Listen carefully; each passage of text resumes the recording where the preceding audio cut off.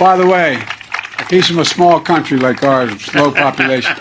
American president ലോകമെമ്പാടുമുള്ള മാധ്യമങ്ങളുടെ മുമ്പിൽ ഇന്ത്യയെ കളിയാക്കി. ഭക്തന്മാരുടെ പാപ്പ എന്നറിയപ്പെടുന്ന മോദി 32 പല്ലും വെളിയിൽ കാണിച്ച് പൊട്ടിച്ചിരിച്ചു. ഇനി 1971 നടന്ന ഒരു കഥ നിങ്ങളോട് പറയാം. 1971 യുദ്ധത്തിനു മുമ്പായി പ്രധാനമന്ത്രി ഇന്ദിരാഗാന്ധി ലോകരാജ്യങ്ങളുടെ പിന്തുണ ഉറപ്പാക്കുന്നതിന്റെ ഭാഗമായി അമേരിക്കയിലെത്തി. അന്നത്തെ അമേരിക്കൻ പ്രസിഡന്റ് റിച്ചാർഡ് നിക്സൺ ഇന്ദിരാഗാന്ധിയെ 45 മിനിറ്റോളം വെയിറ്റ് ചെയ്യിപ്പിച്ചു. ഇന്ദിരാഗാന്ധി ഇതിന് പകരം വീട്ടിയത് അമേരിക്കയുടെ ചരിത്രത്തിലെ എക്കാലത്തെയും വലിയ മുറിവായി മാറി. 1971 ഇന്ത്യ പാക് യുദ്ധത്തിൽ പാകിസ്ഥാന് പിന്തുണ നൽകിയ അമേരിക്ക തങ്ങളുടെ ഏറ്റവും പേരുകേട്ട 7ാം കപ്പൽപ്പടയെ അങ്ങോട്ടേക്ക് അയച്ചു.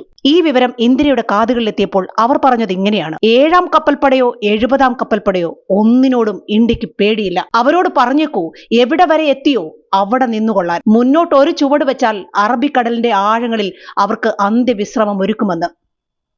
ഇന്ദിര ഒരിക്കലും വെല്ലുവിളികൾ ഏറ്റെടുക്കാതിരുന്നിട്ടില്ല, പേടിച്ചോടിയിട്ടുമില്ല, പിന്നോട്ട് പോയിട്ടുമില്ല.